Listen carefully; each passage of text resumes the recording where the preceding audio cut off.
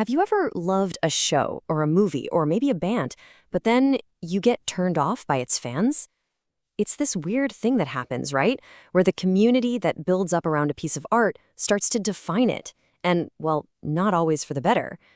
Today, we're going to dive into how a fan community's online vibe can cast this long, dark shadow over the very thing they say they love. So our story kicks off with a show called The Loud House. And as this user, Max Scobell, points out, when it first hit the scene, people saw it as something different, something special. It was getting all this positive buzz.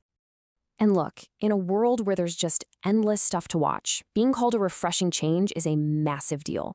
It means you actually broke through all the noise and got people's attention. That was the starting line for this show.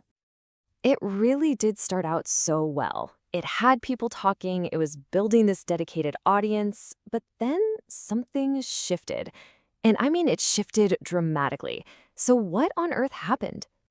The thing is, the problem wasn't the show itself. It wasn't like the quality dropped or there was some crazy plot twist everyone hated.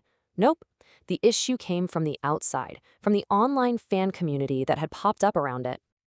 And here's the other shoe dropping from that first comment. The same show that was once seen as a breath of fresh air now has a reputation that is, and this is a quote, predominantly negative. The source is crystal clear here. It's because of the fans. Let's actually put a name to this. We're going to call it the fandom's shadow.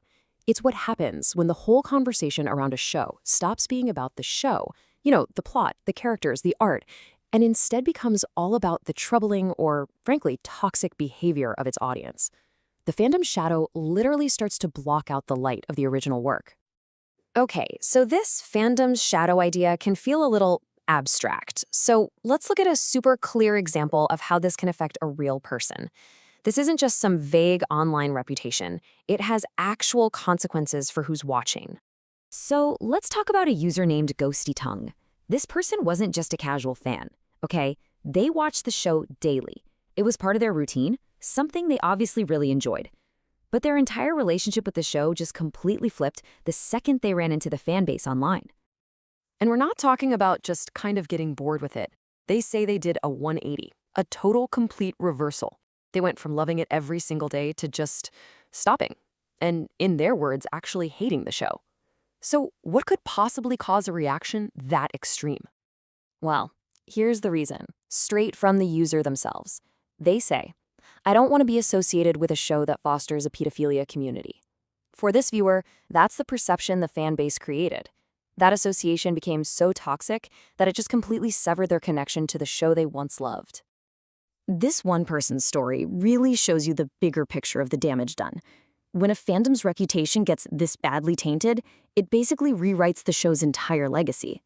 What was once known for its creativity is now known for its controversial community. I mean, just look at this. This slide lays out the transformation perfectly. On the left, you've got the initial promise, a cool, refreshing show you could enjoy every day. And then on the right, the current reality, a negative online presence, active hatred, and a community people feel they need to avoid. It is a total night and day difference. So here's what it all boils down to. For at least a chunk of the public, that line between the show and its fans just vanished. It's like the creation and the community around it all got mushed together into one single negatively viewed thing.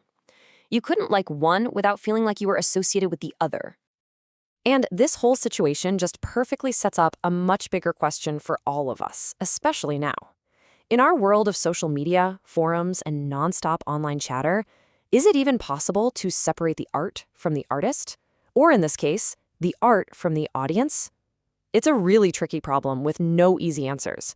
And it leaves you wondering, where does the show end and where does the community begin?